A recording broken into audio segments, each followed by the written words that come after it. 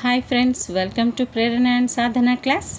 ఈరోజు మనం ప్రకల్పన పద్ధతి, దీన్ని ప్రాజెక్టు పద్ధతి అని కూడా అంటారు. ఇది విద్యార్థి కేంద్రీకృత పద్ధతి. అయితే ఇది చాలా ఇంపార్టెంట్ ఫ్రెండ్స్. ఇది ఎక్కువ సార్లు టెట్లో, డిఎస్సిలో, ఎస్జిటి వాళ్ళకైనా, స్కూల్ అసిస్టెంట్ వాళ్ళకైనా ఖచ్చితంగా దీంట్లోంచి క్వశ్చన్ వస్తుంది. అందుకనే దీన్ని నేను ఎక్స్ప్లెయిన్ చేయబోతున్నాను. ప్రాజెక్టు పద్ధతి జాన్ డ్యూయి గారు ప్రతిపాదించారు. తన వ్యవహారిక సత్తావాదంలోని విద్యాతత్వ ఫలితంగా ఇది ప్రాజెక్టు పద్ధతి అనేది రావడం జరిగింది. అయితే దీనికి క్లూ ఏంటంటే, ప్రాజెక్టు నిర్మించడం అనేది ప్రాణం పెట్టి చేయడం. అంటే జాన్ అంటే మన ప్రాణం పెట్టి, జాన్ అంటే ప్రాణం, ప్రాణంని ప్రాజెక్టు పద్ధతి, జాన్ డ్యూయి గారు. అయితే ఈయన చెప్పిన ముఖ్యాంశం ఏంటంటే, learning by living, learning by doing. ఈ రెండు అంశాలు ఉండేటట్టుగా ప్రతీది కూడా పనిచేస్తూ నేర్చుకోవాలి అనే దానిపైన ఇతను ప్రాజెక్టు పద్ధతిని చెప్పడం జరిగింది. దీన్ని తర్వాత కాలంలో ఇంప్లిమెంట్ చేసింది, చాలా ఎక్కువగా అభివృద్ధి చేసింది స్టీవెన్సన్ గారు, రష్యాకు చెందిన స్టీవెన్సన్. అయితే ప్రకల్పన పద్ధతి నిర్వచనాలు, వీటిని ఏ విధంగా క్లూ ద్వారా ఏ విధంగా గుర్తుపెట్టుకోవచ్చు. నేను మొత్తం చదవడం లేదు ఇక్కడ హృదయపూర్వకంగా, ఉద్దేశపూర్వకంగా అనేది ఉంది. దానికి కిల్ ప్యాట్రిక్ గారు చెప్పారు. అయితే హృదయం అప్పుడప్పుడు కిల్ అవుతూ ఉంటుంది, కిల్ అంటే చచ్చిపోతూ ఉంటుంది. మన హృదయం కిల్ అవ్వడం కిల్ ప్యాట్రిక్. సహజ వాతావరణంలో పూర్తి చేసిన అనేది స్టీవెన్సన్. సహజ వాతావరణంలో మన సన్ ఆడుకుంటూ ఉంటాడు, అలాగే ఆడిస్తూ ఉండాలి కూడా. సహజ వాతావరణంలో పిల్లల్ని ఆడించడం ద్వారా చాలా బాగుంటుంది. సన్ను గుర్తుపెట్టుకోండి. నిజ జీవిత సన్నివేశంలో పద్ధతి ప్రకారం, ఇక్కడ నిజ జీవిత సన్నివేశంలో బైండింగ్ అంటే మనం ఏదైనా బుక్కును బైండింగ్ చేసుకోవాలి అంటే మన జీవిత సన్నివేశంలో, అంటే మన చుట్టుపక్కల ఎక్కడ బైండింగ్ చేస్తారో అక్కడికి వెళ్తాం. అంటే నిజ జీవిత సన్నివేశంలో బైండింగ్, ఆ విధంగా గుర్తుపెట్టుకోండి. నెక్స్ట్, పాఠశాలకు తీసుకురాబడిన నిజ జీవిత కృత్యమే. ఇక్కడ పాఠశాలకు అని ఉంది, బెల్లాడ్ అని ఉంది. పాఠశాలకు బల్లలు అంటే బెంచెస్ తీసుకురావడం. పాఠశాలకు తీసుకురాబడిన అని అన్నారు కదా, పాఠశాలకు బల్లలు, బెల్లాడ్ని బల్లలుగా గుర్తుపెట్టుకుంటే తీసుకురావడం. ఈ విధంగా మీరు 1కి 2 సార్లు చదివితే ఇది చక్కగా గుర్తుంటుంది. అదేవిధంగా ప్రాజెక్ట్ పద్ధతి ప్రధాన సూత్రాలు. ఇందులో సూత్రాలు ఏమేమి ఉన్నాయి? ఉద్దేశ సూత్రం, కార్యకలాప సూత్రం, అనుభవ సూత్రం, వాస్తవికతా సూత్రం, స్వేచ్ఛ సూత్రం, ఉపయుక్తతా సూత్రం. ప్రాజెక్టు రకాలు ఉన్నాయి. ఇక్కడ కిల్ ప్యాట్రిక్ ఈ పద్ధతిని 4 రకాలుగా విభజించారు.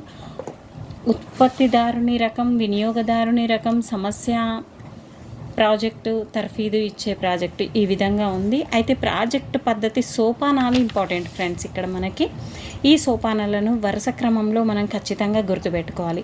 సన్నివేశాన్ని ఏర్పరచడం ఉపాధ్యాయుడు దీనికి సన్నివేశాన్ని ఏర్పాటు చేస్తాడు. అంటే ఒక గైడెన్స్ లాగా, ఒక మార్గదర్శకుడుగా ఉంటాడు దీనికి.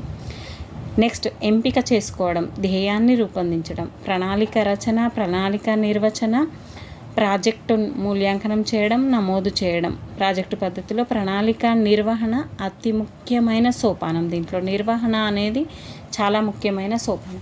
మరి దీన్ని ఏ విధంగా గుర్తుపెట్టుకుందాం? సన్నివేశాన్ని సన్నీ అనే అబ్బాయి ఎంపిక చేసుకుంది రచన అనే అమ్మాయిని. సన్నే అనే అబ్బాయి ఎంపిక చేసుకుంది అంటే సన్నివేశాన్ని ఎంపిక చేసుకోవడం, ఈ 2 కూడా అయిపోయాయి. రచన అనే అమ్మాయితో అంటే ప్రణాళిక రచన, ఆమె నిర్వహణలో మూల్యాంకనం చేయడంలో గ్రేట్ కాబట్టి ఆమెను నమోదు చేసుకున్నాడు. చూడండి ఒకసారి, నిర్వహణలో మూల్యాంకనంలో అంటే నిర్వహణ మూల్యాంకనం, ఆమెను నమోదు చేసుకున్నాడంటే నమోదు చేయడం. ఈ విధంగా మీరు క్లూ పద్ధతి ద్వారా గుర్తుపెట్టుకుంటారా, లేదా మనము అండర్స్టాండింగ్ పద్ధతి ద్వారా కూడా గుర్తుపెట్టుకుంటే చాలా బాగుంటుంది. ఎందుకంటే అండర్స్టాండింగ్ ద్వారా ఇంకెక్కువ విషయాలు, ఎలాంటి క్వశ్చన్ అడిగినా మనం చేయగలుగుతాం.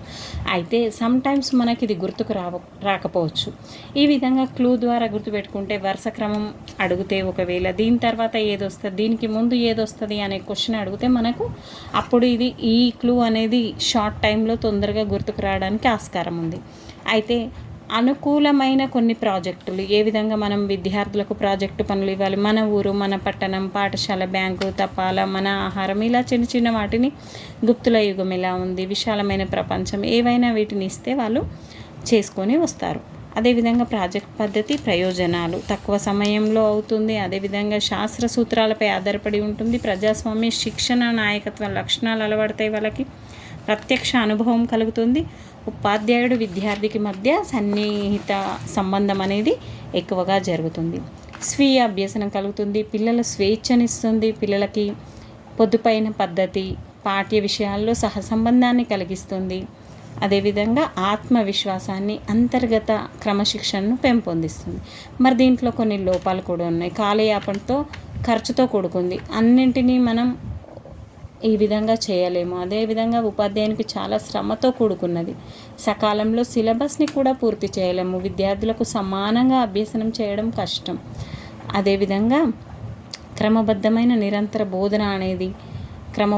నిరంతర బోధన సాధ్యం కాదు. దీని ద్వారా సంపాదించిన జ్ఞానం సహేతుకంగాను క్రమంగాను ఉండకుండా అస్తవ్యస్తంగా ఉంటుంది. కాబట్టి కొందరి అభిప్రాయం. కానీ ప్రాజెక్టు పద్ధతి అనేది చాలా important friends. Thank you everyone. నాకు చాలా సపోర్ట్ చేస్తున్నారు మీరు.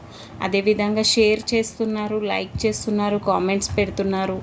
ఎవరైతే నా వీడియోస్ని యూటిలైజ్ చేసుకునే ప్రతి ఒక్కరికి కూడా మరి ఒకసారి ధన్యవాదాలు తెలుపుతూ మరొక క్లాస్లో మీ ముందుకు వస్తాను. Thank you everyone.